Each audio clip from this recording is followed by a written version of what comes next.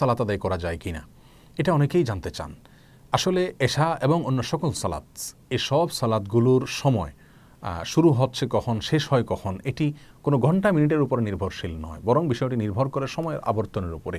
হয়তো ঘন্টা মিনিট দ্বারা সেটাকে নিরূপণ করা যায়, এক এক ঋতুতে সেটা এক এক রকম যেহেতু হয়ে যায়, অতএব ঘন্টা আর মিনিট দিয়ে সেটাকে নির্দিষ্ট করে বলা কঠিন। এশার সালাতের বিষয়ে বলবো যে এশার সালাতকে আমরা তিন ভাগে ভাগ করতে পারি। এশার সালাতের যে ওয়াক্ত, সেটার একটা অংশ আছে যে অংশে এশার সালাত আদায় করা উত্তম ওয়াক্ত, ভালো।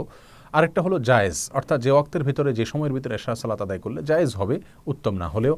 আরেকটা হলো অনুত্তম সময়, মাকরুহ ওয়াক্ত বলতে পারি, সেটা হলো যে সময়ের ভেতরে এশার সালাত পড়া উচিত নয়, বিশেষ কোনো ওজর ছাড়া সে সময় পর্যন্ত এশাকে বিলম্ব করা উচিত নয়। তাহলে তিনটি ওয়াক্ত আমরা পেলাম।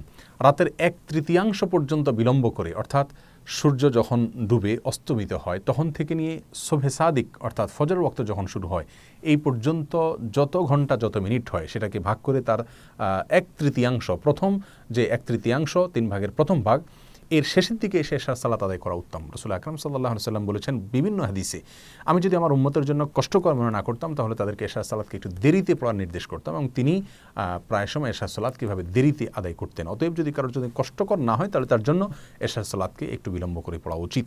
আমাদের সমাজ থেকে এই আমলটি প্রায় বিদায় হয়ে গেছে। আমরা এশার সালাতকে 9টা, 9:15, 9:30, অর্থাৎ যে সময়টাতে 1/3 হয়, এক এক ঋতুতে এক এক রকম হতে পারে, আনুমানিক 9টা, 9:30 এই টাইম পর্যন্ত নিয়ে আমরা এশার সালাতকে সাধারণত আদায় করি না।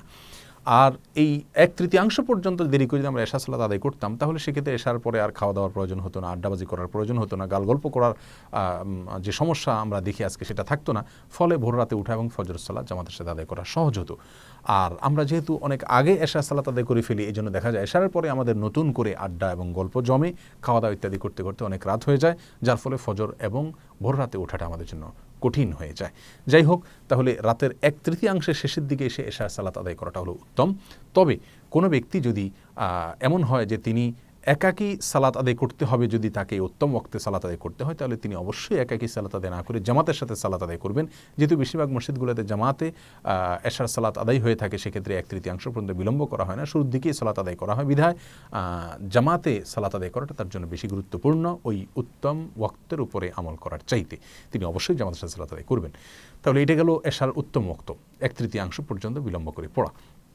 1/3 থেকে নিয়ে মধ্যরাত পর্যন্ত যদি কেউ দেরি করে তো সেটাও জায়েজ আছে, অর্থাৎ সেটা জায়েজ ওয়াক্ত, এই পর্যন্ত দেরি করা যাবে।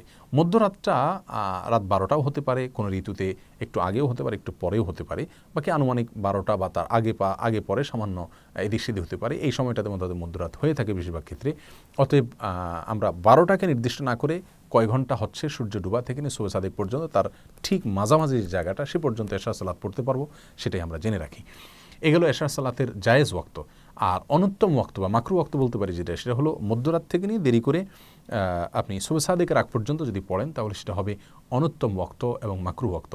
যদি কোনো ব্যক্তি বিশেষ কোনো ওজরের কারণে, বিশেষ কোনো সমস্যায় পড়ে গিয়ে যদি মধ্যরাতের পরে পড়েন তাহলে ইনশাল্লাহ তিনি ভৎসনার উপযোগী হবেন না, বরং তার সালাত সঠিকভাবে হয়ে যাবে এবং তিনি অনুত্তম করছেন সেটা বলা যাবে না, কারণ তিনি ওজরের শিকার হয়েছেন বা কোনো সমস্যার শিকার হয়েছেন, অতএব তার জন্য জায়েজ আছে। কিন্তু যদি কোনো ওজর ছাড়া অলসতা করে বিলম্ব করেন এবং সেটা বিলম্ব করতে করতে মধ্যরাতের পরে চলে যায়, শোভে সাদিকের আগ পর্যন্ত এই সময়ের ভিতরে, শেষ তৃতীয়াংশের ভিতরে যদি তিনি করেন তাহলে সেক্ষেত্রে অনুত্তম হবে, মাকরু হবে।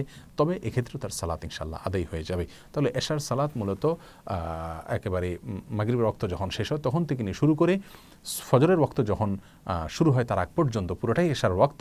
তবে প্রথম 3 ভাগের প্রথম ভাগে করা উত্তম, আর মধ্যভাগ পর্যন্ত করা জায়েজ, আর তারপরে করা হলো অনুত্তম। অবশ্য নিরুপায় ব্যক্তি হলে তার জন্য শেষ ভাগেও করা জায়েজ আছে। আল্লাহ সুবহানাহু ওয়া তাআলা আমাদের সকলকে প্রত্যেকটি ইবাদতকে সঠিকভাবে যথাযথ উপায়ে সুন্দরভাবে পালন করার তৌফিক দান করুন। জাযাকুমুল্লাহু খায়রা। আসসালামু আলাইকুম ওয়া রাহমাতুল্লাহি ওয়া বারাকাতুহু।